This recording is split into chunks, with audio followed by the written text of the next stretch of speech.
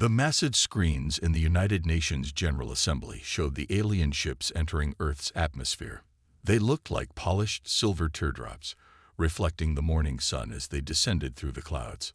World leaders held their breath, knowing this moment would change human history forever. The year was 2045, and humanity had just achieved its first faster-than-light test flight. They didn't expect it would attract such immediate attention.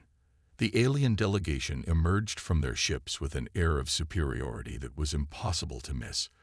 They called themselves the Galactic Council, a group of advanced species that govern most of the known universe. Their leader, a tall being with metallic blue skin, introduced himself simply as the High Speaker. "Your achievement has drawn our attention," the High Speaker announced through a translation device. "Though crude, your faster-than-light experiment suggests you are advancing more rapidly than anticipated." The UN Secretary-General, Robert Miller, stepped forward with a welcoming smile. "We are honored to join the galactic community," he said, extending his hand in greeting. The High Speaker ignored it. "Join." The alien's laugh sounded like breaking glass. "You misunderstand. We are here to implement restrictions." The mood in the assembly hall darkened. Representatives from various nations exchanged worried glances as the High Speaker activated a holographic display showing Earth's solar system. "Your species is too aggressive, too unpredictable," he continued. "Your history is filled with warfare and destruction. We cannot risk allowing such a volatile race to freely enter space." Miller tried to protest, but the High Speaker raised a hand, silencing him. "These are our terms. All space development must be approved by the Council. No military vessels are permitted beyond your atmosphere. Your faster-than-light research will cease immediately. Violation of these terms will result in severe consequences." In the back of the hall, General Linda Foster of the United States Space Force clenched her fists. 20 years of her life had gone into developing Earth's space capabilities, and now these aliens wanted to shut it all down. The restrictions continued. Earth could only trade with approved Council merchants. Any new technology had to be reviewed. Space mining was forbidden without Council oversight. The list seemed endless. "This is not a negotiation," the High Speaker said, noting the angry murmurs in the crowd. "It is a directive. Comply or face isolation from the galactic community." As the terms were laid out, Dr. Mark Thompson, Earth's leading physicist on the FTL project, noticed something odd. The aliens' technology, while advanced, showed patterns he recognized. Their solutions weren't as elegant as they could be. It was as if they were using brute force where finesse would work better. The Council delegation spent the next hour demonstrating their superior firepower through holographic displays. They showed recordings of other races that had defied them, now reduced to pre-industrial societies. The message was clear: resist and be destroyed. What the Council didn't notice was the subtle exchange of glances between Earth's leaders. They didn't see Dr. Thompson quickly typing notes into his tablet. They missed General Foster discreetly sending messages to her counterparts from other nations. As the Council delegation prepared to leave, the High Speaker turned to address Earth's leaders one final time.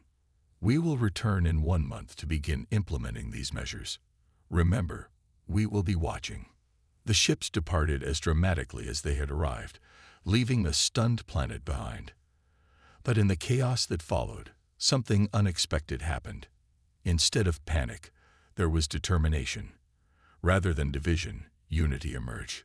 Hours after the Council left, in a secure underground facility, leaders from major nations gathered for an emergency meeting. General Foster stood before them, her expression fierce.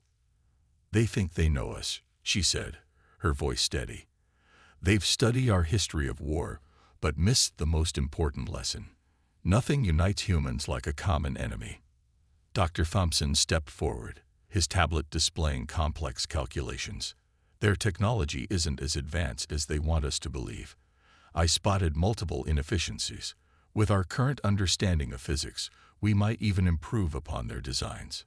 Secretary General Miller looked around the room, seeing determination in every face. 1 month. He said, "We have 1 month to prepare Earth's response, not for war, but for survival. They expect us to submit or fight foolishly. We'll do neither." As the meeting continued deep into the night, one thing became clear. The Galactic Council had made a serious mistake. They had threatened humanity while giving them both a reason and time to prepare. They would soon learn why that was a very, very bad idea. On the surface, Earth appeared to be complying with the Galactic Council's demands. Council observers watched as space programs were officially shut down. Military satellites were deactivated. The faster-than-light research facility was converted into a cultural center for approved alien traders. But deep beneath the Rocky Mountains, in a facility that didn't exist on any official maps, humanity was preparing its response. General Foster stood in the command center, watching screens that showed progress reports from around the world. "Show me the fleet status," she ordered. The main display lit up, revealing massive underground hangars built inside hollowed-out mountains. Workers swarmed around sleek spacecraft that looked nothing like traditional human designs. These ships incorporated elements of both human and alien technology, but with significant improvements. The Council's biggest mistake was letting their traders visit Earth, Dr. Thompson said, joining Foster at the display. Every single trade ship was secretly scanned. Every piece of technology they sold us was taken apart and studied. Foster nodded. "How many ships are ready?" 30 complete, another 50 at 80% completion. The new shield design is better than anything the Council has. They rely on brute force energy fields. We found a way to redirect energy instead of just blocking it. In another part of the facility, engineers worked on weapons systems that were officially industrial mining equipment. The Council had approved these tools, never realizing that humans would modify them into something far more dangerous. Teams of scientists and engineers worked around the clock, fueled by a mixture of coffee and determination. They weren't just copying alien technology, they were improving it. Where the Council used complex solutions, humans found simpler, more effective ways. "Look at this," Dr. Thompson said, pulling up a new display. Council ships use 20 steps to achieve faster-than-light travel. We found a way to do it in 12. Their method is like using a sledgehammer to crack a nut. Ours is like finding the weak point and applying precise pressure. The Council's overconfidence was their weakness. They had given Earth access to basic technology, believing humans couldn't understand the advanced principles behind it. They didn't realize that human scientists had already theorized many of these principles. They just lacked the tools to implement them. In orbit, Council observation ships monitored Earth's official channels, completely unaware of the quantum communications network humans had developed. Based on principles the Council had dismissed as primitive theoretical physics, these communications were invisible to their sensors. General Foster received reports from similar facilities around the world. Russia had perfected a new stealth system. India had revolutionized power generation. Brazil had developed advanced navigation systems. Every nation contributed its strengths to the project. "They think they're watching a defeated planet," Foster said, looking at a report showing Council ships in orbit. "All they're really watching is a carefully constructed show." The Council's arrogance had given Earth another advantage: time. They were so confident in their superiority that they only performed basic scans of the planet. Deep underground, shielded by new technologies, humanity's real work continued undetected. Dr. Thompson pulled up another display, showing the results of their latest weapons test. The Council's shields are designed to stop energy weapons and kinetic impacts. They never considered that someone would find a way to phase through them completely. "Because they don't innovate anymore," Foster replied. "They've been the strongest for so long, they'd forgotten how to think differently." A young engineer rushed in with new test results. The latest prototype ship had successfully completed its trial run, achieving speeds the Council had claimed were impossible for primitive humans to reach. Foster looked at the countdown display on the wall. 3 days remained until the Council's return. 3 days until they would try to enforce their restrictions on Earth. "Are we ready?" she asked. Dr. Thompson checked his data one final time. "More than ready. The Council thinks they're coming to cage a primitive species. Instead, they're about to meet an enemy they created themselves." The general allowed herself a small smile. Humanity had done more in 1 month than the Council had achieved in centuries. While the aliens had stagnated, comfortable in their superiority, humans had taken their basic technology and transformed it into something new. In 3 days, the Council would learn an important lesson. Never give humans a reason to prove you wrong. The Council's return was exactly as arrogant as their first visit. Their ships descended through Earth's atmosphere in a display of power twice as many as before.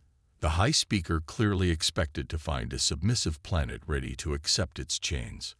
What the Council found instead was careful compliance hiding growing anger. "Your orbital industries must be dismantled immediately," the High Speaker demanded in the UN Assembly. "Our scans show too much activity in your space stations." Secretary General Miller nodded politely. "Of course, we'll begin right away." Behind him, General Foster and Dr. Thompson exchanged knowing looks. The Council's scans had seen exactly what humans wanted them to see. Then everything changed in an instant. A Council battleship, patrolling the edge of the solar system, detected an unauthorized vessel. It was the Stellar Hope, a civilian colony ship carrying 300 people. The ship had launched months before the Council's first arrival and was returning due to technical problems. The Council ship sent no warnings. It fired once. On Earth, in the hidden command center, alarms blared. General Foster rushed to the main display.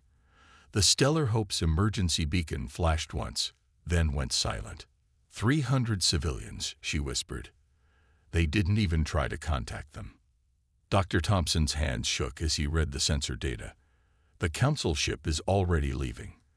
They're treating this like swatting a fly. In the UN Assembly, the news interrupted the High Speaker's latest list of restrictions. Secretary General Miller stood up, his face pale, but his voice steady. "You just murdered 300 innocent people," he said. The High Speaker barely paused. "Unauthorized space travel is forbidden." The consequence was clearly stated. The Assembly erupted in shouts of anger. The High Speaker raised his hand for silence, but for the first time, no one listened. "This is not a debate," he began, but Miller cut him off. "No, it's not," the Secretary General said. He pressed a button on his podium. "This is a response." Deep underground, in facilities around the world, hidden doors opened. The ships humanity had built in secret powered up their engines. Improved Council technology, merged with human innovation, came to life. "Operation Phoenix is now active," General Foster announced through the Global Quantum Network. "All units, execute your orders." The High Speaker's translator caught the change in tone. He stepped back, suddenly uncertain. "What is this?" "This," Miller said, "is humanity showing you exactly what we can do in just 1 month when you give us a reason." In orbit, Council observation ships suddenly lost all sensor readings. The quantum jamming field humans had developed worked perfectly. By the time they got their systems working again, Earth's response would be ready. The High Speaker tried to contact his ships, but all frequencies were blocked. His delegation's personal shields flickered and died, disabled by frequencies they had never thought to defend against. "Impossible," he said. "Your technology is primitive. We made sure of it." "No," Dr. Thompson said, stepping forward. "You showed us your technology and assumed we couldn't improve it. That was your mistake." General Foster's voice came through the Assembly speakers. All ships in position. Military satellites restored to full power. Hidden defense platforms online. The High Speaker's arrogance finally cracked. "You cannot challenge the Council. We have ruled space for 10,000 years." "Then it's time for a change," Miller replied. He turned to the Assembly. "The nations of Earth voted last night. We do not recognize the Council's authority. We do not accept their restrictions, and we will not let the murder of our people go unanswered. A high speaker reached for his emergency teleporter. Nothing happened. Looking for this, Dr. Thompson held up a small device. We figured out how to block your transportation technology last week. Like everything else you showed us, it could be improved. Outside, the sky filled with ships rising from hidden bases. Not the simple vessels the Council had expected, but advanced warships incorporating technology the Council had never imagined. You have two choices, Miller said to the stunned high speaker. Leave Earth's space immediately, or face the consequences of your actions. The Council delegation, their technology neutralized and their superiority shattered, faced a united humanity that had done the impossible. In just 1 month, Earth had taken the Council's basic technology and transformed it into something new. The breaking point had been reached. Now, there was no going back. The High Speaker's retreat from Earth was just the beginning. Within hours, Council warships began appearing at the edge of the solar system. They arrived in formation, hundreds of ships strong, expecting an easy victory over a primitive world. They were wrong. General Foster stood in Earth's Central Command, watching the tactical display. All ships, execute attack pattern Delta, she ordered through the quantum network. Remember your training. Hit hard, hit fast, and don't let them adapt. Earth's fleet moved with perfect coordination. The ships looked similar to Council vessels from a distance, but that's where the similarity ended. While Council ships relied on brute force and overwhelming power, human ships were built for speed and surprise. The first battle began near Jupiter's orbit. Council ships fired their main weapons, expecting to destroy the human fleet instantly. Instead, their energy beams passed harmlessly through empty space. Earth's ships had already moved, using their enhanced engines to dance between the attacks. Now Foster commanded, "Show them what we've learned." Human ships activated their new weapons. Instead of trying to overpower the Council's shields, they simply bypassed them. Dr. Thompson's breakthrough had found a way to phase energy straight through their defenses. The Council fleet's first line of ships went dark, their power systems disrupted by weapons they had never seen before. Their commanders, used to fighting with overwhelming force, didn't know how to respond to an enemy that fought smarter rather than stronger. Second wave, begin your attack, Foster ordered. More ships emerged from hiding spots throughout the solar system. Humans had used the last month to place hidden bases on asteroids and small moons. The Council, so certain of their superiority, had never bothered to look closely at these worthless rocks. In space, Council commanders watched in shock as their supposedly inferior opponents demonstrated tactics they had never seen. Human ships worked in perfect teams, using Jupiter's gravity to slingshot themselves at impossible angles. They turned the solar system itself into a weapon. Status report, Foster called out.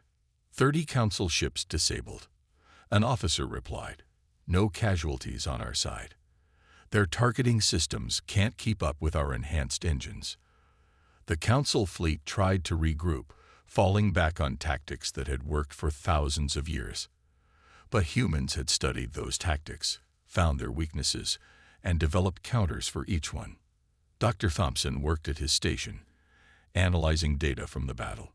"Their ships are trying to adapt their shields," he reported, "but they can only make basic adjustments. They never designed their systems to change quickly." In the chaos of battle, Council ships began firing frantically, trying to hit the faster human vessels. Their shots went wild, some even hitting their own ships. They had never faced an enemy that could think and move so unpredictably. "Message from the Council flagship," an officer announced. "They're demanding our surrender." Foster smiled. "Send them the video of the Stellar Hope's destruction." No other response. The battle continued for another hour, but the outcome was already clear. Council ships, designed for fighting enemies who followed their rules of warfare, couldn't handle humanity's innovative tactics. Their formation broke apart as more ships went dark, disabled but not destroyed. "They're retreating," Thompson announced, watching the tactical display. Their entire fleet is pulling back.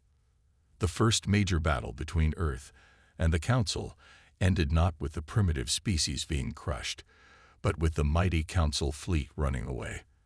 Out of their original attack force, nearly half their ships were drifting powerless in space. Foster looked at the battle statistics. Not a single human ship had been lost. The Council's superior technology had failed against human ingenuity and adaptation. "Send recovery teams to the disabled Council ships," she ordered. "Download their databases before they can wipe them, and make sure their crews are treated well. We're not like them." As Earth's fleet regrouped, messages began arriving from across the galaxy. Other species had watched the battle, seen the mighty Council fleet defeated by the very race they had tried to subjugate. The balance of power was shifting. "They'll be back," Thompson said quietly, "with more ships next time." "Good," Foster replied, "because we're just getting started." The first strike had been delivered. Now the galaxy would learn that humanity wasn't just another primitive race to be conquered. They were something the Council had never faced before. An enemy who could think differently. The Council's main chamber had never seen such disorder.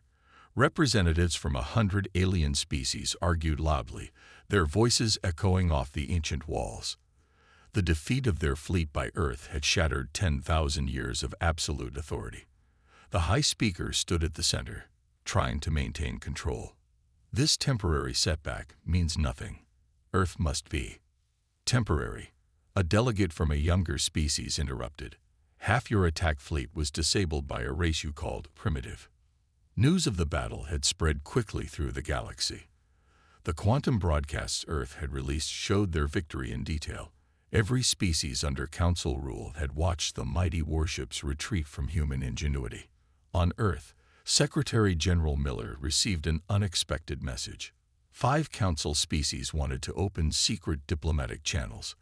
They had suffered under Council dominance for centuries. Now they saw a chance for change. "This is the opportunity we've been waiting for," Miller told General Foster and Dr. Thompson in the Secure Command Center. "The Council isn't as united as they pretend to be." Foster nodded, studying reports from their spy drones. "Their military is in chaos. Different species are refusing to send ships for a second attack. They're afraid of losing more advanced technology to us." The Council's biggest fear had come true. After watching Earth improve their basic technology, no one wanted to risk exposing their best weapons. What would humans do with truly advanced alien tech? Dr. Thompson brought up a new display. "Look at these messages we're getting. 15 different species have asked to trade with us directly, ignoring Council restrictions. They want our improved versions of Council technology." In the Council chamber, the arguments grew more heated. The High Speaker watched helplessly as centuries of control crumbled. "The humans didn't destroy our ships," one delegate pointed out.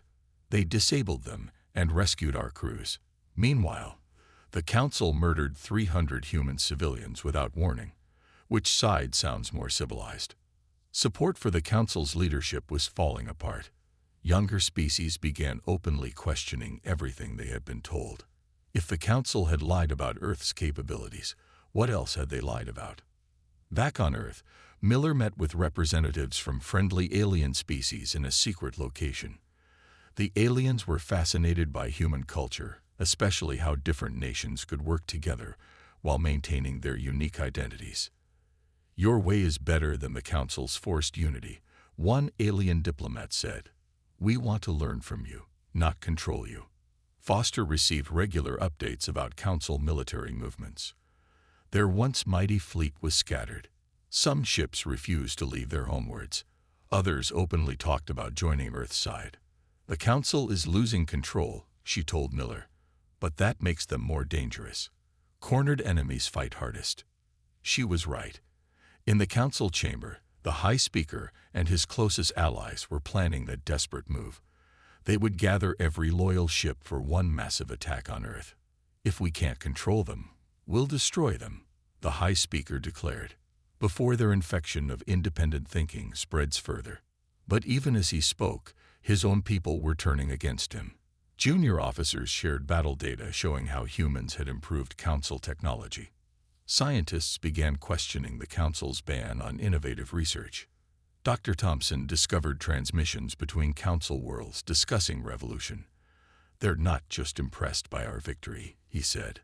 "They're inspired by our spirit, by how quickly we adapted and overcame their restrictions." The Council had ruled through fear and strict control of technology. Now Earth had shown the galaxy a different path, one of innovation, cooperation, and rapid advancement. Miller gathered Earth's leaders to discuss their next steps. "The Council is wounded, but still dangerous. They'll try one more attack, putting everything they have into it." "Let them come," Foster replied. "Every victory over their forces brings more allies to our side. The galaxy is tired of their control." The political balance that had lasted thousands of years was changing. Earth hadn't just defeated Council ships, they had given hope to every species that had ever dreamed of standing up to Council authority. A new order was coming to the galaxy. The only question was how much damage the old one would do before it fell. Earth's long-range sensors detected the Council's attack force first. It was massive. Nearly every loyal ship they had left, gathered for one desperate assault. The High Speaker had committed everything to this final battle. 3,000 ships, General Foster announced in the war room. "They're throwing everything at us." Secretary General Miller looked at the tactical display. "How many allies responded to our call for help?" 500 ships from other species, Foster replied. "Not many want to openly fight the Council yet, but we got something better than numbers. We've got a plan." Dr. Thompson stepped forward, pointing to a simulation. "The Council's gathering their fleet in the Kuiper Belt. They think they're out of our sensor range, but our new detection system can see everything they're doing." Earth had spent the last week preparing. Their improved ships were now even better, incorporating lessons learned from the first battle.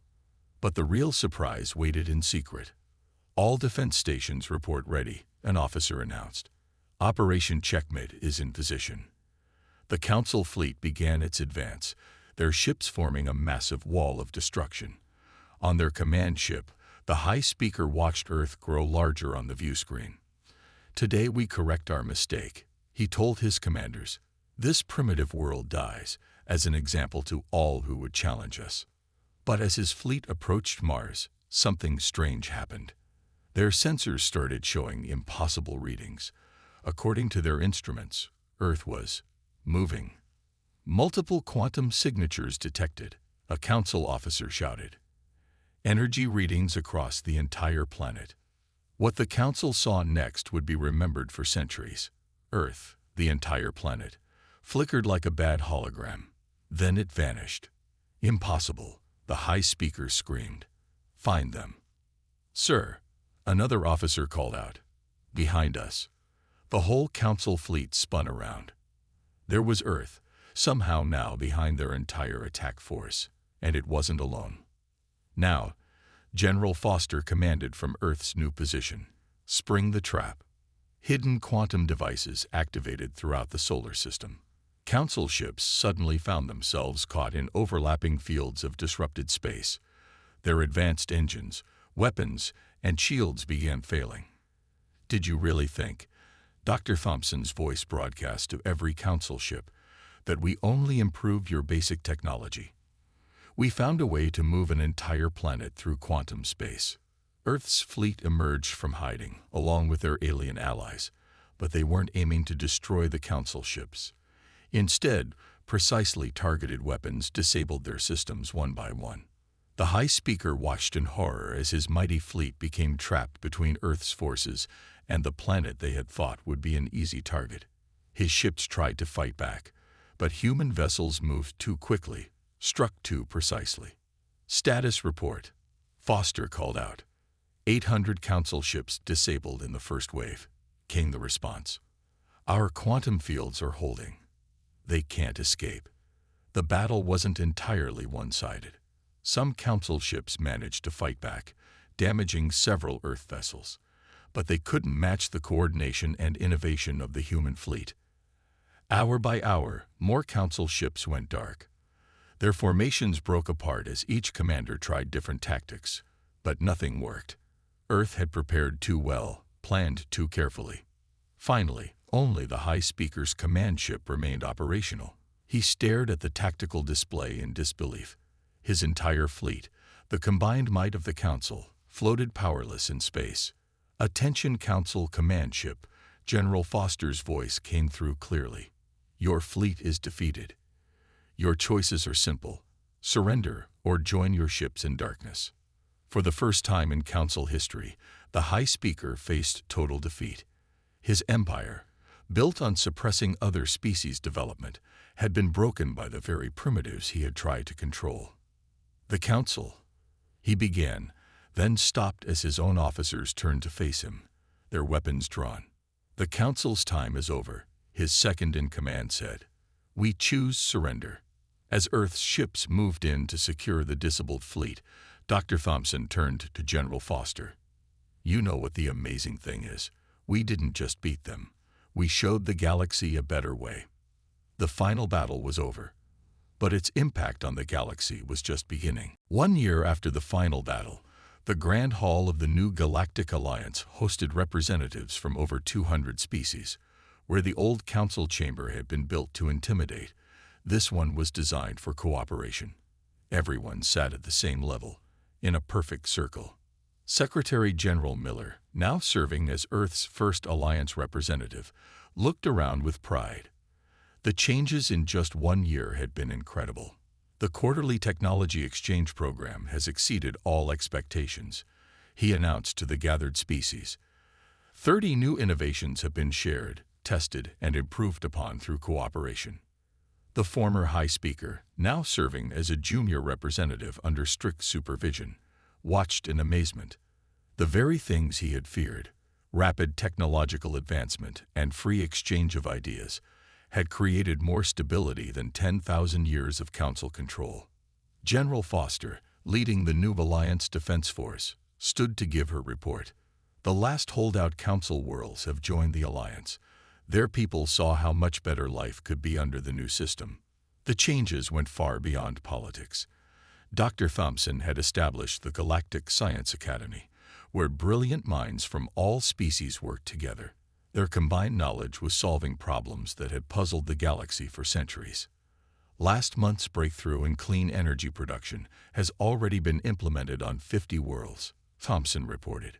"When species work together instead of hoarding knowledge, amazing things happen." The old council's restricted trade routes were gone. In their place, open markets flourished. Species that had never been allowed to interact under council rule were building strong relationships. "Trade volume is up 800%, a commerce representative announced. And that's just the beginning. As more worlds adopt Earth's principle of competitive cooperation, we expect even greater growth. But the biggest change was in how species viewed themselves and each other. The Council's rigid hierarchy was replaced by a system that valued each civilization's unique contributions. The Earth model, as everyone's calling it, is revolutionary, one alien delegate said. The idea that species can remain independent while working together. That competition and cooperation can coexist. It's changing everything. Miller smiled, remembering how the Council had once called humans primitive. Now their primitive ideas were reshaping the galaxy. "We've received applications from 30 previously unknown species seeking to join the Alliance," he told the Assembly. They'd been hiding from the Council, afraid of being conquered. Now they want to be part of something better. The former Council races were changing too. Without restrictions on their development, they'd rediscovered their creativity. Many were shocked to learn their ancestors had once been innovative species before Council control stripped that away. Foster's security teams patrolled Alliance space, but their main job was helping rather than controlling. When they found new civilizations, they offered friendship instead of demands. "Remember," she told her crews, "we're not the Council. We don't force anyone to join. We show them a better way and let them choose." Dr. Thompson's scientific teams made perhaps the most exciting discovery. By combining knowledge from multiple species, they proved that consciousness itself affected the universe. The Council's rigid thinking had actually been holding back everyone's development. Reality responds to how we think about it, he explained. The Council's belief in their superiority and their fear of change literally limited what their technology could do. By opening our minds, we've opened new possibilities. As the Alliance meeting concluded, Miller looked at the digital display showing real-time cooperation between worlds. Thousands of joint projects were underway. New discoveries were being made daily. Culture and art from different species mixed freely, creating amazing new forms. The Council thought they were protecting the galaxy through control, he said to the Assembly. But look at what freedom has achieved in just 1 year. This is only the beginning. The gathered representatives stood and applauded. Among them were races that had been enemies for centuries under Council rule. Now they worked together, growing stronger through their differences rather than fighting over them. Earth had done more than defeat the Council. They had shown the galaxy a new way forward, proving that cooperation was stronger than control and innovation was better than stagnation. The future stretched out before them, filled with possibilities that even humanity had never imagined. And it all started because the Council made one simple mistake. They underestimated the power of the human spirit.